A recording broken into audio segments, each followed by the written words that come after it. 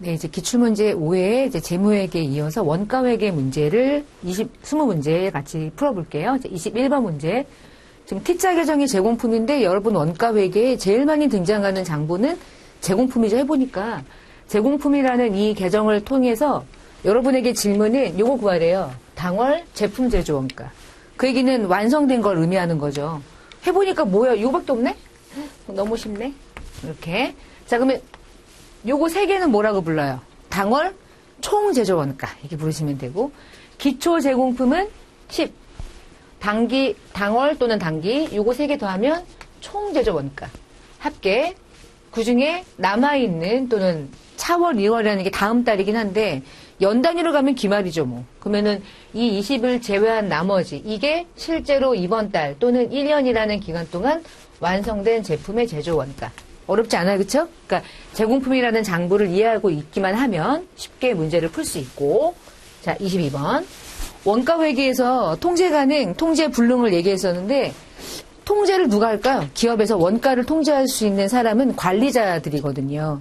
그러면 통제가 가능하다고 하는 건 경영자가, 옳지 않은 설명, 경영자가 원가 발생액을 통제할 수 있는 재량권이 갖고 있는 걸 의미한다. 그래서 원가 담당자가 원가를 이렇게 증가해서 원가와 관련된 부담이 많아지는 걸 선호하지 않겠죠. 오히려 감소시켜서 원가를 절감하고 판매가를 유지해서 이익에 대한 이익률을 높이는 게 목적일 테니까 관리 계층에 따라서 동일한 원가에 대한 통제 가능성이 달라지지는 않는다.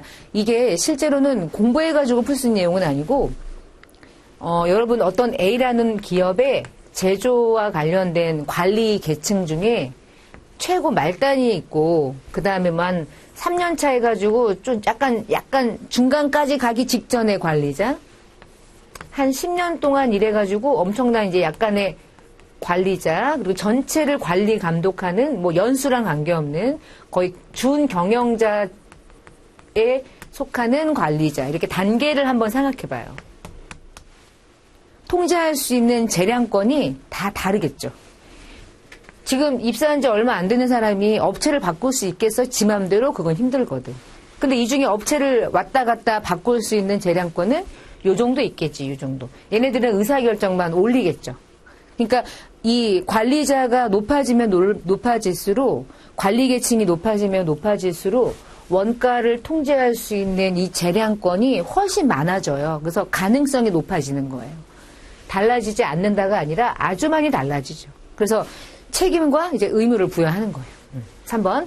특정 과거에 이루어진 의사결정에 의해서 발생하는 감가상각 비와 같은 비용은 이미 정해져 있기 때문에 얘네들이 못 건드리잖아. 그래서 통제불능이라고 부르는 거야. 얘나 감가상각비를 내 맘대로 재량권에 의해서 증가, 감소가 가능해요? 전혀 불가능하죠. 그러니까 연 감가상각을 월 계산해서 각각의 제품의 원가에 분배만 하는 일을 하는 거지 재량권을 가지고 축소시키거나 아니면 더 부담하거나 이런 기능이 없어요. 통제 가능의 원가는 특정 부문 경영자의 성과를 평가하는 데 활용돼요. 그래서 A 기업의 갑 부서, 을 부서 각각의 준 경영자가 각각 있다고 생각해봐요. 그러면 얼마만큼 통제를 잘하느냐에 따라서 각각의 제품을 만들고 보고하는 관리자들의 성과에 그대로 반영되거든요. 그러니까 원가를 절감하는 걸 잘하는 사람이 성과 높게 평가를 받는 거예요. 이 중에 뭐 옳지 않은 설명은 얘고요. 달라진다가 답인 거야. 아주 많이 달라져요. 그래서 여러분이 알고 있는 S그룹이 이런 관리자급에게 엄청난 재량권을 부여하잖아. 그래서 내 스스로가 우리 회사에서 일어나는 일을 각각의 부서장이 사장의 마인드로 일할 수밖에 없는 거예요. 다 내가 책임을 져야 하니까. 그러니까 그런 개념에 접근을 하시고 23번 우리 공장 전체로 제조간접비를 배분하는 것에 대해서 옳지 않은 설명을 골라요. 공장 전체로 배부할 수도 있고 부문으로도 배부할 수 있었어요. 1번 공장 전체 제조간접비 배부율을 사용하면 제조, 보조, 발생한 총 제조간접비를 하나의 배부 기준에 의해서 각각의 제품에 배부하죠. 그러니까 하나의 배부율만 산출되죠. 어느 부서든 합산해서 배부하게 되니까. 두 번째, 그러면 공장 전체 제조간접비 배부율을 사용하면 보조 부문의 제조간접비를 제조 부문에 발생하는 문제가 발생하지 않지. 합쳐서 그냥 바로 제품으로 가버리니까. 그래서 부문이 제조하는 부서도 있고 보조하는 부서도 있다면 공장 전체는 다 싸잡아가지고 한꺼번에 그냥 제품으로 보내는 거고, 보조 부문과 제조 부문을 분리해서 보조끼리 주고받은 거, 얘한테 준 거, 얘한테 준 거, 얘한테 준 거, 얘한테 준 거, 얘한테 준 거, 이런 거 다 고려하는 거. 그게 이제 부문별 원가인 거죠. 자, 옳지 않은 설명은 2번이네요. 자, 나머지 보조 부문비를 이런 식으로 배부할 때 너네끼리 주고받은 것도 배분해라, 상호. 한 번만 배분해라, 단계. 무시해라, 직접. 이런 거 있었죠? 그래서 마지막 공장 전체 제조간접비 배부 총액 또는 부문별 제조간접비 총액. 그러나 똑같지. 어떤 식의 배부하냐에 따라서 각각의 제품에 배부되는 금액이 좀 달라질 수는 있겠죠. 자, 같다가 제품으로 가느냐, 구분하지 않고 한 번에 가느냐, 정확도가 훨씬 부문별이 정확해지겠죠. 부문별로 주고받는 용역이 꽤 많았으니까. 틀린 설명을 찾았어요, 2번. 그래서 공장 전체 보조 부문 배분하는 거, 요게 이제 말문제로 꽤 많이 나오는 편이네요. 그 다음에 24번. 자, 동그라미 막 1번부터 20번까지 있는데 아무것도 아니고요. 원가 계산표래요. 이 얘기는 개별원가를 의미하는 거예요. 이에 대한 설명 중에서 옳지 않은 것을 고르시오. 단, 제조 지시서 1, 2, 3가 있는데, 자, 1과 2는 완성됐대요. 그러면 3는 미완성이죠. 미완성이라는 말은 기말에 남았다는 뜻이지. 제공품으로. 요거 두 개는 완성되고 금액은 없지만 숫자가 금액이라고 보세요. 그냥 금액이라고 보시고. 자, 그럼 제가 얘를 이렇게 그릴 거예요. 제공품에 그대로 옮기고 설명을 드릴게요. 자, 언제나 월초? 월초는 기초에 똑같은 개념, 연 단위가 아니고 뭐 월 단위라고 개정하시고, 그리고 월초가 있었고 직접 재료, 직접 노무, 제조간접비가 투입이 되죠. 그랬다가 월말 완성되지 않은 제품되지 않은 건 월말 제공품인 재고로 남고, 이것을 제외한 나머지 완성된 건 제품이 됐죠. 길게 쓰면 당월 제품 제조 원가 이렇게 쓰는 거고, 이거 완성.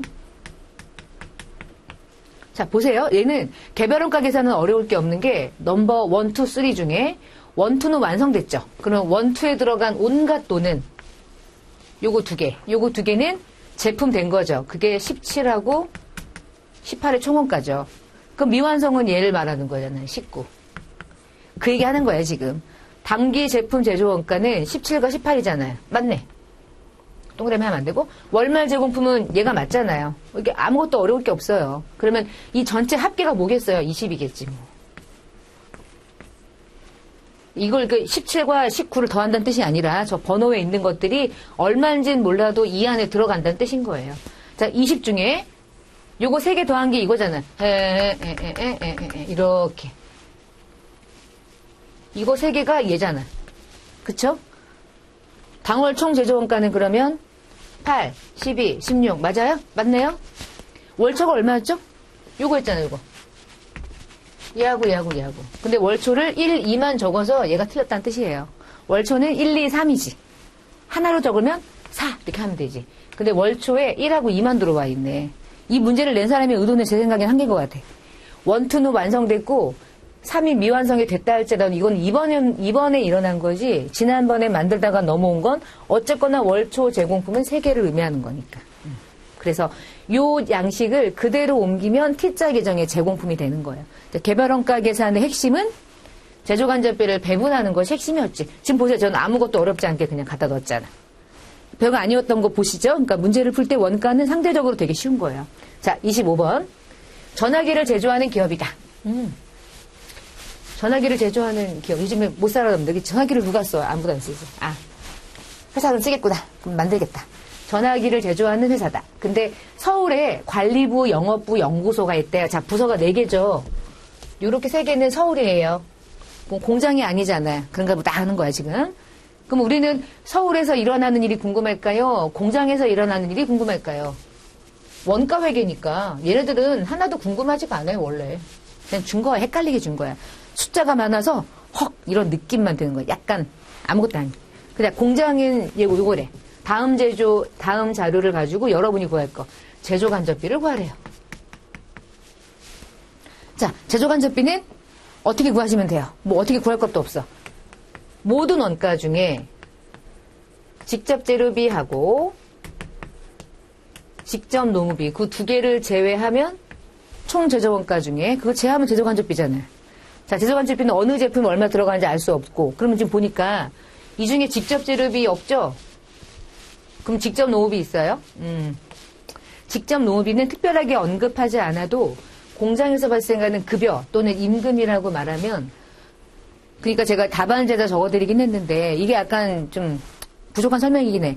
그러니까 생산부 급여 이렇게 했으면 확실한데 그치? 완벽한 직접 노무비인데 공장에서 일하는 사람들 중에 뭐 청소부나 아니면 관리자들에게도 급여는 나가니까 그들의 급여는 요거거든요. 근데 특별하게 그것까지 얘기하지 않으면 공장에서 급여 또는 임금이라고 별도로 구분했다. 직접 노무비일 것이다. 그렇게 접근하셔야 돼요. 그래서 얘는 직접 노무비일 거야.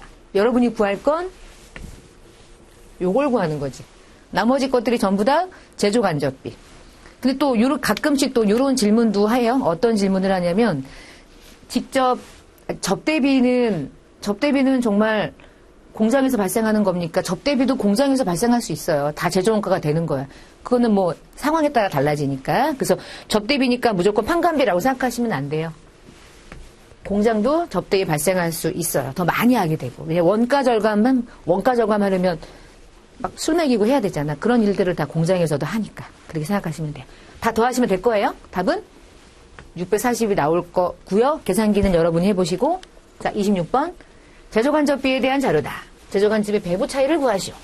배부 차이를 구하라는 말은 예정 배부를 하는구나. 자, 예정 배부를 좀 해봅시다. 연초에 제조간접비 예상액이 주어졌죠. 36만 원. 자, 그 중에 연초에 7,200시간 정도 소요된다면 1시간당 이 정도 발생되겠구나. 50원 나오나요? 50원이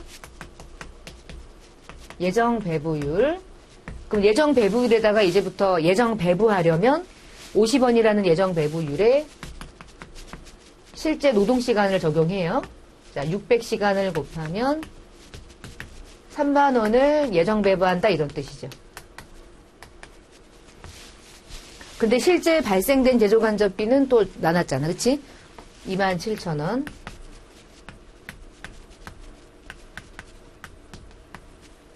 차이가 나죠? 누가 많아요? 얘가 많죠? 3,000원. 과대배부 3,000원. 이렇게 하시면 되고. 사실 그렇게 어렵진 않죠? 생각해보니까. 그러니까 예정배부가 제일 쉬워요. 그 다음에 27번. 제조공비에 들어갈 말 중에 괄호 안에 들어갈 말을 찾으시오.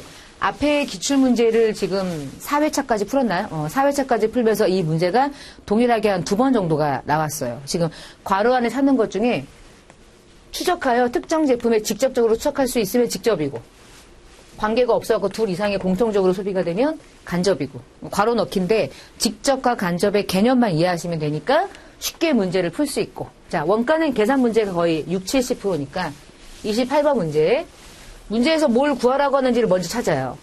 당기에 구매처에서 구입한 원재료가 얼마니? 원재료를 매입하게 되면 원재료라고 하는 장부에 얼른 피차 계정에서 일어났던 일들을 생각해야 돼요. 기초에 있었고 매입을 했다가 기말에 원재료 남아있는 걸 제하면 이 나머지가 직접 재료비로 소비됐다는 뜻이죠. 자, 이 과정을 머릿속으로 생각하시고 주어진 자료들을 일단 넣읍시다. 자, 기초 재고, 원재료 기초 재고, 원재료 기말 재고. 그 여러분이 여기서 이제 봐야 될 거는 지금 보니까 구입한 원재료를 찾으라는 말은 매입액을 찾으라는 말이거든요. 그러면 얘가 얼마인지 알기 위해서는 어떤 금액을 일단 알아내면 끝나겠어요. 얘를 알면 되거든. 근데 얘를 여기서 몰라.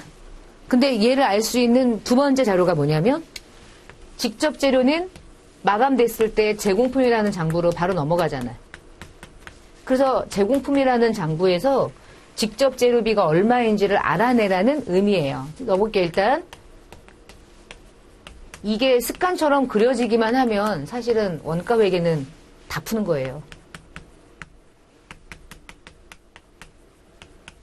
주어진 자료를 반영해 봅시다. 제공품도 기초랑 기말 줬죠. 이유가 이것 때문인 거야. 넣어서 여기서 만드는 거야. 그러면 기초 재고가 단기 제공품이 85,000원. 기말의 제공품이 65,000원. 뭐야, 얘를 줬잖아요, 지금. 단기 제품 제조. 그러니까 21만원. 이게 21만원. 일단 대변의 합계 금액을 우리가 알 수 있죠. 275,000원. 근데 직접 노무가 25,000원. 제조간접비가 10만원. 제가 미리 구해놓은 걸 저는 이제 쓸게요. 그러면 합계 275,000원 중에 요거 제하고 요거 제하고 요거 제하면 얘겠지 뭐. 그쵸? 직접 재료비. 직접 재료비가 65,000원 나오네? 얘는 어디서 줬겠어요? 얘가 줬겠지 뭐. 그쵸? 역으로. 합계가 115,000원이니까 얘가 얼마인지 이렇게 찾는 거구나 이렇게 보시면 돼요. 75,000원 답 찾을 수 있겠죠? 자, 이렇게 해서 원재료에 대한 T자 계정에서 바로 구할 수 있을 때 이 금액을 이러한 제공품에서 넘겨주고 넘겨받고 하니까 계산해서 넘겨줘서 매입액을 구할 수도 있다. 계산 문제를 풀어봤어요. 자, 29번 보조부문비를 배분하는 방법 중에 용역수수 관계를 완전히 고려해서 다른 보조 그리고 제조 다 배분하는 방식은 계속 해보니까 뭐예요? 이거 제일 쉽죠? 상호배분. 30번 연산품 종합원가 계산에 대한 설명 중에서 옳지 않은 거. 1번 동일한 재료를 가지고 하나의 공정이긴 하나 다양한 제품을 분리점 이후에 생산하는데 팔 수 있는 판매적 가치가 높은 거 판매 가치가 상대적으로 떨어지는 거 구분하는 건 뭐 가능하죠? 연산품이 개별적으로 식별이 가능한 그 지점을 분리점이라고 하고 분리점 이전의 금액을 원가를 결합원가 분리점 이후에 이 제품에 추가적으로 들어가는 비용이 분리원가 추가 가공원가 뭐 이렇게 불렀어요. 3번 자, 얘 분리원가 또는 추가 가공원가는 개별 제품과 직접적으로 관련해서 발생하기 때문에 A 제품에는 추가 가공이 들어가지만 B 제품은 즉시 판매한다. 가능하잖아요. 그러니까 이 원가는 얘 건 거예요. 얘 거. 그쵸? 그래서 개별적으로 추적할 수 있기 때문에 원가 회계상 그렇게 큰 문제가 일어나진 않아. 그쵸? 원가 절감만 잘하면 되겠죠. 배분을 할 이유가 없잖아. 그 얘기 하는 거예요, 지금. 큰 문제는 누구예요? 얘지, 얘. 어떻게 하면 원가를 제대로 배분할까? 이게 우리의 목적인 거니까. 네 번째, 연산품의 제조 원가인 이 결합 원가를 배분하는 결합 원가의 배분 원가에서 얘가 100이면 원가에서 분리 후에 추가 가공 원가를 차감한 잔액이 연산품의 토탈 제조 원가가 될 수가 없는데 얘는 오히려 더해지는 건데 그쵸? 자 100만 원 중에 다 나누면 A의 원가는 나중에 얘까지 포함한 게 A 제품의 총원가가 되겠죠. 차감은 틀린 말인 것 같아요. 어쨌거나 합산되겠죠. 근데 배분을 얘도 포함해가지고 A, B, C에 분배해서는 안 되죠. 그런 거는 주의하시고. 자, 종합원가 계산에 대한 설명 중에 옳지 않은 것을 고르시오. 1번. 종합원가 계산에서 사용되는 원가 계산표는 개별원가 계산의 경우와는 다르게 제품의 종류마다 작성할 필요가 없고 공정별, 기간별로 집계하면 된다. 맞고. 두 번째. 종합원가 계산은 대부분 이 분필 같은 거 만드는 거니까 표준 규격 제품을 많이 연속적으로 생산하는 기업이 선택하죠. 개별적으로 제품, 이 분필 하나의 원가가 요거 하나 얼마야를 개별적으로 하진 않겠지. 이게 수천만 개를 만들어내니까. 자, 종합원가 계산의 경우 조별, 제조 공정에 대한 직접비와 간접비의 구분이 필요하다. 우리가 종합원가 계산에서 간접비의 구분을 원래 할 필요가 없는데 조별 종합원가 계산은 필요해. 그 조는 제품의 종류가 많아져가지고 통조림에 들어가는 내용물이 달라지면 그 내용물은 직접, 통조림 자체는 간접비가 될 수 있기 때문에 조별일 때는 간접비의 구분이 필요하게 돼요. 결국에. 뭐 그래요. 그러면 4번인가 봐요. 종합원가 계산은 미완성된 특정 제품의 제조 지시서별로 지금 보세요. 미완성, 완성 이래가지고 그 제품은 제품, 미완성된 제품은 다 더해가지고 기말이라고 원가를 계산하는 기말 제공품으로 집계하는 방식은 종합이 아니라 개별이죠. 1, 2, 3 이런 개념이죠. 종합원가 계산은 뭐가 기말 제공품에 남아요? 진척도, 가공률이 100%가 안 되는 완성도에 비례해서 수량으로 환산하죠. 그러니까 환산량에 의해서 기말 제공품의 단가를 측정해서 이제 원가를 배분하는 방식이죠. 그러니까 지금 설명은 개별을 설명한 예제이고요. 32번. 원가는 관리 회계하는 것에 더 되게 중요한 의미를 갖는데 설명하는 것 중에서 옳지 않은 거. 대부분 경영자나 관리자들이 의사결정하기 위해서 되게 중요한 정보를 제공하고 원가를 측정하고 계산을 하고 나서 원가 회계 이것들을 어떻게 하면 좋은 의사결정에 써먹을까. 얼마인지 알아야지 뭐 의사결정할 때 절감 효과를 기대하게 되니까. 근데 원가관리회계 정보는 외부에 보고하는 재무회계 정보와 아무런 관련성이 없진 않죠. 그래서 우리가 원가 처음에 공부할 때 원가회계는 일정 부분은 재무회계와 관계가 있었죠. 원가를 계산해서 알려줘야 하니까. 재무제표를 만들려고 원가를 알아야 되는 거잖아요. 근데 그런 역할을 하는 게 원가회계고 일정 부분은 그 원가를 토대로 내부적인 관리를 하기 위해서 중요한 원가회계가 의미를 갖는 거고. 그쵸? 그러니까 우리가 의사결정하기 위해서 중요한 정보를 가지고 있는데 원가 계산은 그 두 가지를 같이 하는 의미지 아예 관련성이 없다는 말은 틀린 설명이지. 관련이 분명히 존재하죠. 그다음 네 번째. 뭐 이런 거 하는 거예요. 경영관리자. 그래서 경영관리의 제일 핵심은 원가와 관련된 계산이 어떻게 구성되는지 그 구성도를 잘 이해하는 게 되게 중요한 것 같아요. 개인적으로 제 생각에. 33번. 회계처리 개별원가 계산에서 회계처리한 것 중에서 옳은 것을 찾으시오.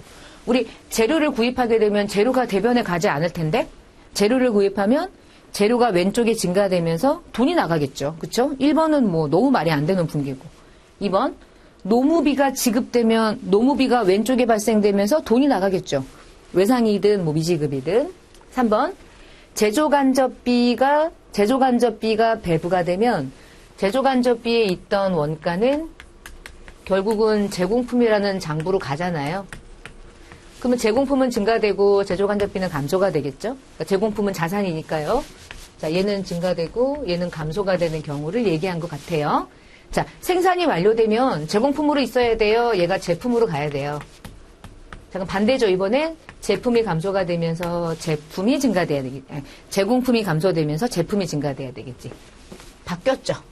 그렇죠? 그리고 원가에서는 모든 걸 그냥 자산의 개념으로 이해하시면 돼요. 자산의 증가는 차변, 자산의 감소는 대변.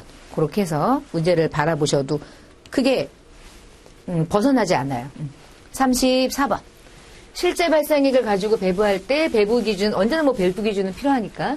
자, 직접 노무비를 기준으로 제조간접비를 배분하는데 제조간접비의 실제 발생은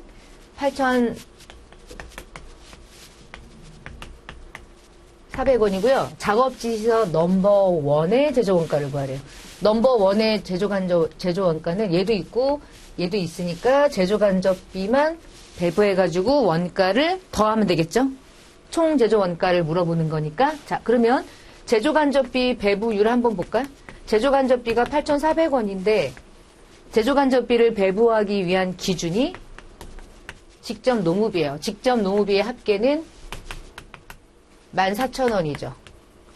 그러면 직접 노무비가 1원 발생할 때마다 제조간접비 얼마씩 우리 배부하면 되냐면 제가 미리 해놨는데 저는 0.6씩 자 0.6을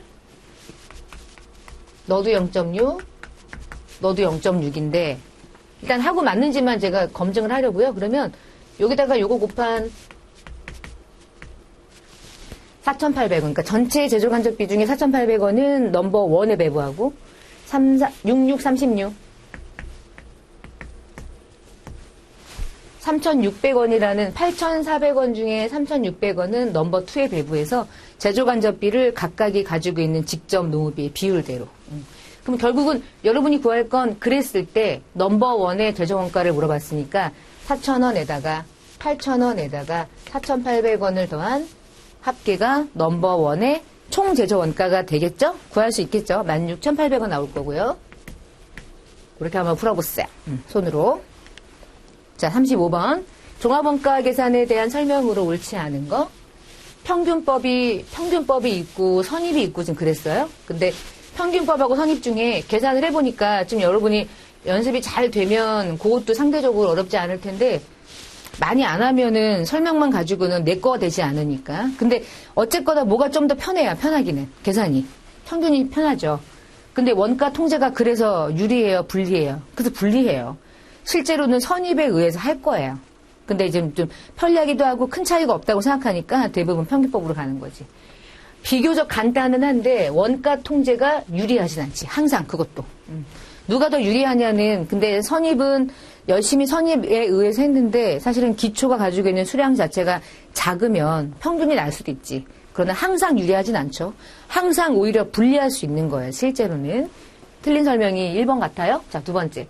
선입에 의한 환산량은 평균법보다 항상 적거나 같다. 이유는 기초 수량을 차감하느냐, 기초 수량을 포함한 상태로 마감하느냐의 차이니까. 자, 평균법에 의해서 갈 때는 기초 제공품의 원가랑 단기 발생 원가를 합쳐서 환산량으로 나누는 걸 사용했죠.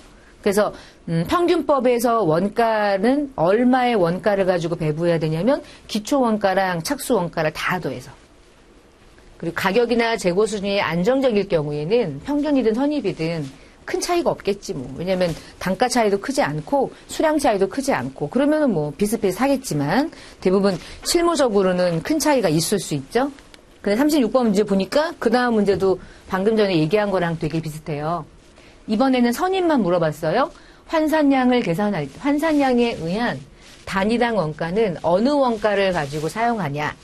투입 원가랑 기초 원가까지 포함하는 게 평균법에서 필요한 원가고 투입 원가만 가지고 원가를 투입시켜서 그 중에 완성품 환산량으로 나눠서 단가 계산이 선입이고. 근데 지금 뭐 이런 방법은 없고요. 우리가 기초와 착수와 기말과 완성 이럴 때 평균법은 얘와 얘를 그냥 더하고 그 토탈 금액을 가지고 단가도 평균 내는 방식이니까 환산량은 기초 수량을 차감하지 않았기 때문에 이것을 완성하기까지 들어간 원가도 다 더한 거. 이거 다 더한 게 얘지 뭐. 두 개 더한 거 이렇게. 얘를 구하기 위해서 이걸 가지고 단가를 평균 내는 방식인 거죠. 그게 평균법이에요. 근데 선입은 더하고 얘를 차감하죠. 자, 얘를 차감한다는 얘기는 수량에서 기초 수량이 차감되어 있다는 얘기는 원가를 가지고 이 수량을 나눌 때도 기초의 원가를 제외해야죠. 그러니까 착수 원가만 가지고 하는 게 맞죠. 이번에 착수한 것이 이 원가, 이번에 착수해가지고 완성한 게 당월 완성량이라고 보니까. 그래서 뭐 외우시면 좋고 안 외우고 문제를 푼 것으로 이렇게 응용하셔도 되고.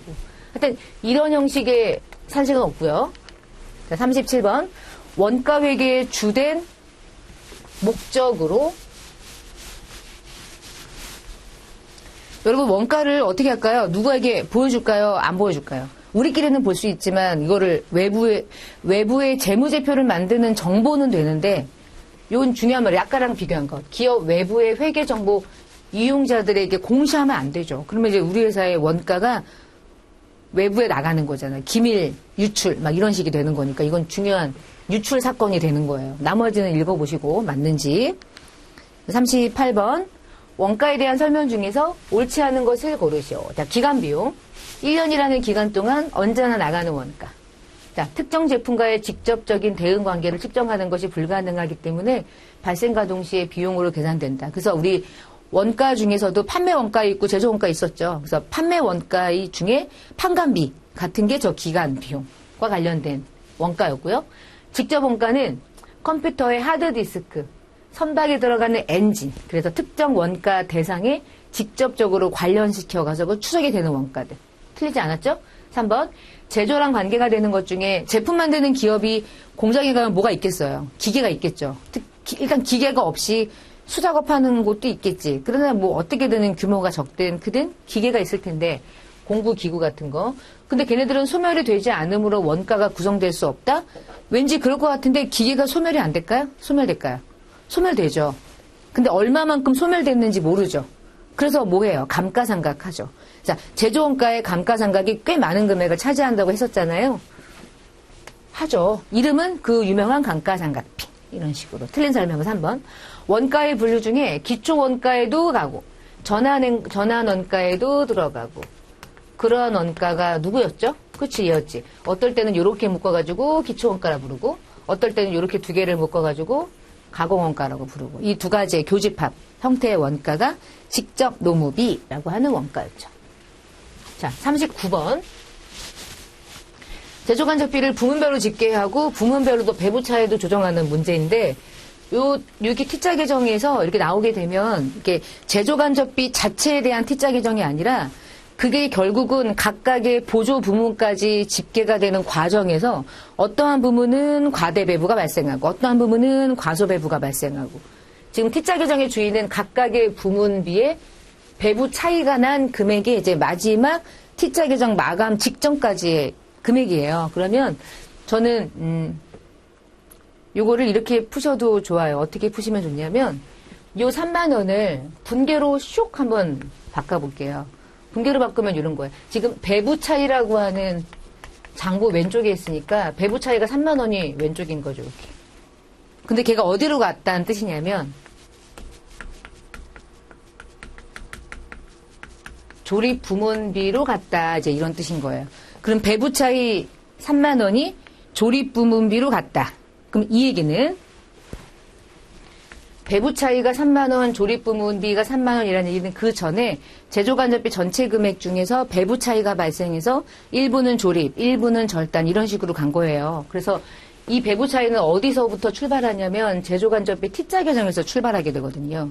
그래서 제조간접비 T자 계정으로 역으로 가시면 역으로 가는 게 좀 여러분이 복잡할 수는 있는데 배부 차이 T자 계정에서는 이 금액이 3만 원만큼 왼쪽에 붙었다는 얘기고 조립 부문비가 차변에 발생했다는 얘기는 그 금액 전체 금액이 적게 배부가 돼서 이 금액이 추가되고 있다는 뜻이에요. 얘는 과대 배부됐다는 것을 의미하고 그렇게 이해하셔도 좋고 이렇게 이해하셔도 좋고 자, 이 배부 차이는 어디서부터 이제 넘어오는 금액이냐면 배부 차이라고 하는 게 결국은 제조간접비 T자 계정에서 배부 차이가 발생해서 일부는 배부 차이라는 전체 금액으로 가서 일부는 절단, 일부는 조립. 그 다음에 발생되는 것도 파생되는 금액이. 그러니까 요 금액을 다시 한번 이렇게 앞으로 가면 배부 차이가 3만 원만큼이 거기서 넘어온 거예요. 제조간접비라는 곳 T자 장부에서. 그래서 이 3만 원이 어디서부터 출발했는지를 앞부분까지 차츰차츰 따라가는 게 되게 중요한데 여러분이 뭐 전산회계 운용사 2급을 시험 보면서 이것까지 따라간다는 게 쉽지가 않아요. 그러니까 T자 계정으로 이해하시면 돼요. 제조간접비 T자 계정이 아니라 각각의 부문별 원가를 다 배부한 이후에 배부 차이가 발생한 왼쪽과 오른쪽에 있는 그 차이 나는 금액이 의미하는 건 왼쪽은 과소배부, 오른쪽은 과대배부. 그렇게 이해하셔도 좋고 하나를 완벽하게 이해하셔도 좋고 이 중에 옳은 설명을 찾는 거예요? 옳은 설명. 그러면 이렇게 보셔도 좋아요. 이쪽이 3이죠. 이쪽이 7이죠. 지금. 그러면은 일단 분계상 어느 쪽에 금액이 들어가야지 딱 금액이 일치하겠어요. 그렇게 이해하셔도 좋아요. 어느 쪽에 금액이 쏙 들어가야 되겠어요.